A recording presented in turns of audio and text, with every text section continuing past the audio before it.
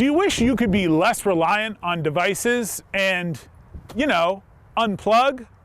Well, there are apps for that. An experimental class going on this semester at UVM asks students not to just reduce screen time, but to take notes and write letters, on paper. How 1990s. Join us as we learn to unplug. Good afternoon, and thank you for stopping by Across the Fence. I'm Keith Silva, in for Amy Finley. Have you ever been accused of being a Luddite? Has someone ever called you a Luddite? The story goes like this. In the 18th century, Ned Ludd, an 18th century English weaver, smashed some knitting frames in what was described as a fit of action. This turned Ludd into a sort of English folk hero. And while textiles protested a century later that machines were going to take their jobs, reduce their pay, and cheapen the quality of the work, sound familiar? These protesters took the name Luddites. While these protests were often violent, the term has become synonymous with someone opposed to new technology. Unplugged, Questioning Technology in Education and Culture, is a new experimental class being taught at UVM. We've invited the professor and a student who are part of this experiment into the studio today. Simon Jorgenson teaches in UVM's College of Education and Social Services, and Vivian Sutherland is a member of the class of 2026 and a student in this class, Unplugged. Welcome to Across the Fence. Thank you. Thanks. Great to have you both here. Simon, talk about how you came up with this class. Well, I've been interested in the idea of unplugging from cell phones and other technologies for quite some time. Mm-hmm. What's experimental about it? What's experimental is our lack of technology in the class. We very rarely use Brightspace. I don't create any PowerPoint presentations for the class. I don't put the screen down to give PowerPoint lectures during the class.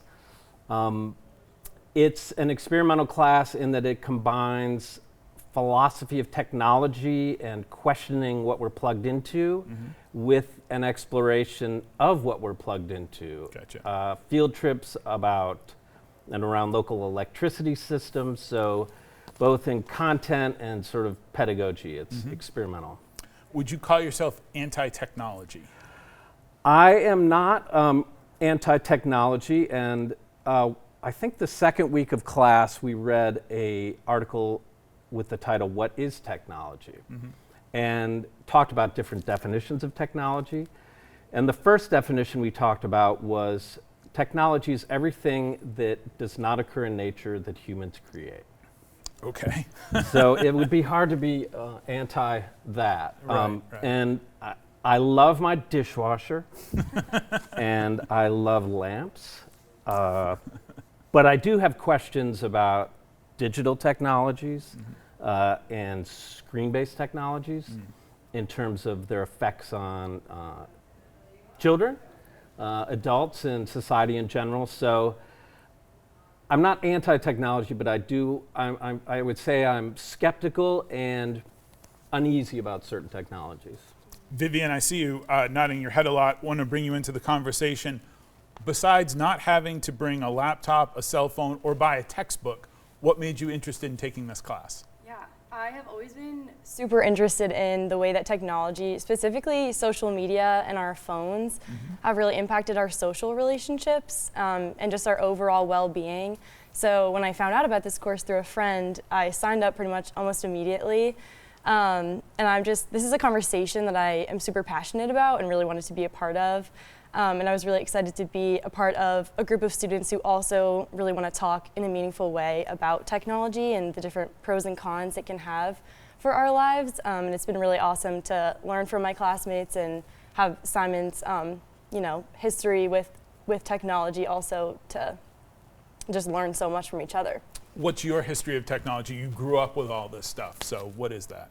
Yeah, I mean, I was introduced to social media, and this is the lens that I come from. The class is so much broader than just that, but for me, it's been social media, so Instagram and Snapchat from such a young age in middle school, and that has just, I think, shaped the way that we form friendships and social relationships, and I think I've seen it impact not only my own mental health and well-being, but also that of my friends and community. So I'm just super passionate about really thinking critically about what it does for us. And I think there are a lot of benefits to it, but also a lot of harms. And I've personally chosen to go off of social media for the past year. I haven't had any accounts, and that has been really a super interesting experiment, I think.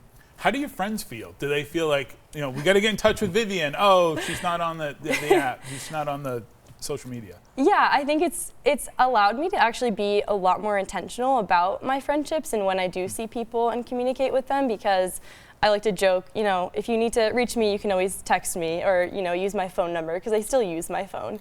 I just don't post on social media, but I've been a lot more intentional about sending photos to friends and family and reaching out to people from high school that I wouldn't.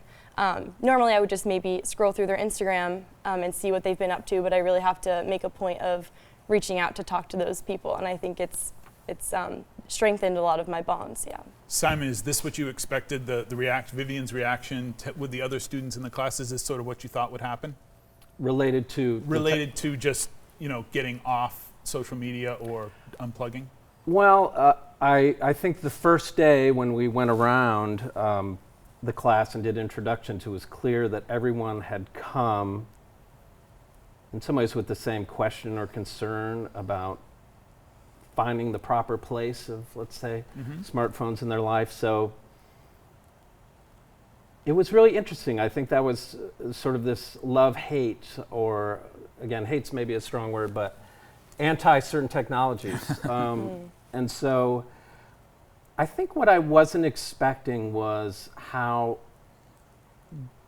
folks coming from different majors, because a class like this, it's a special topics class at first, which means that it's not in a program. Right. And it's open to everyone. So I put up some posters and did some advertising, but didn't exactly know who would show up. But what was surprising was how different folks were, and coming from all across different majors on campus, but sharing this, I think, desire to talk about technology together. It's out there. It's happening. This kind of attitude is very much in the zeitgeist, so to speak. Yeah. So what have the two of you learned? What are some tips for being less reliant on technology? Vivian, what would you say something that viewers could do to sort of be less reliant? Yeah, totally. I think it's really all about immersing yourself in the activities and communities that you love and want to be a part of. And that can almost help. So your default is that you want to be involved in those things rather than maybe sitting in your room scrolling on your phone. So allowing yourself to connect to those spaces. And for me, that's been outdoor experiences. And when I'm on my own time, I play the guitar. And I think another really helpful thing is finding a buddy. So if you're someone who thinks, you know what, I really want to make a change in my life, finding someone else who has that same mindset and same goal, and you can work with each other to maybe make a plan once a week. Let's do dinner without our phones, and even that small change can make a really big difference. Simon, any tips beyond that? For unplugging, in my personal life, I think just putting down the phone. Putting it down. And I wrote an article. My first article was in 2013, I think, and it started with my desire to send my iPhone to the moon. And I still feel that way. But I can't really, because I need it for certain things. But putting down the phone, turning off the phone, or if you can, getting rid of it for a while. But I'm also thinking in terms of teaching and being a college instructor. And this doesn't work in all classes. If you're online, Brightspace is essential. We should say Brightspace is how UVM students keep up with their grades, their assignments, everything. It's all through this piece of software. Yeah, it's our learning management system. Right. And it's essential for online courses or hybrid courses. But if you're teaching an in-person course, particularly a smallish discussion, I would encourage instructors to experiment with not using the learning management system, with not creating PowerPoints, with communicating in class and resisting the urge to update students in between classes using Brightspace. I think what I've found, and maybe what we've found, is that just because you have a learning management system does not mean you need to use it. Gotcha. And that it can create unnecessary work. So, but again, that doesn't work in all classes or maybe in all departments. But I think it's been really enlightening for me to teach a class that doesn't require planning digitally.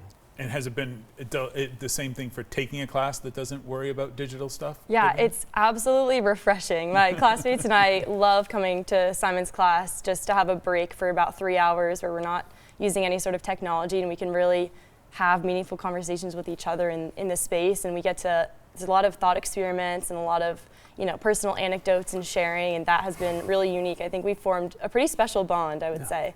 We've got just a couple of minutes left. I want to say that I was talking about this class with my family, and I was like, yeah, the professor gives them notes or they write letters or whatever. It's really wild. And she's like we did when we were in school, Keith. And I was like, yes. So it's not that far away. You and I, maybe dinosaurs when we got our education 30 years ago, but this was the way you did things there was no bright space when I went to school or you did, and somehow we made it through, so it's possible to write notes and letters and communicate in a different way. Yeah, and I think I'm starting to see more and hear more people talk about maybe we should take the laptops out of schools for a while and see what happens.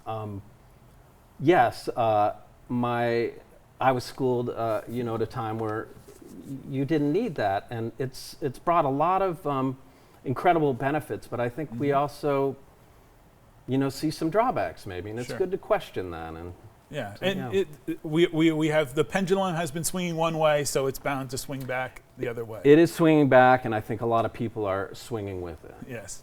Well, thank you both very much. It was great to talk to you. To learn more about the Unplugged class, you can read the spring issue of UVM's magazine. Visit the link on the screen to find out more about this fascinating class. My thanks to the team behind the scenes here at WCAX, who, lucky for me, stay plugged in and online. I'm Keith Silva. This is Across the Fence. Thanks for being part of our family.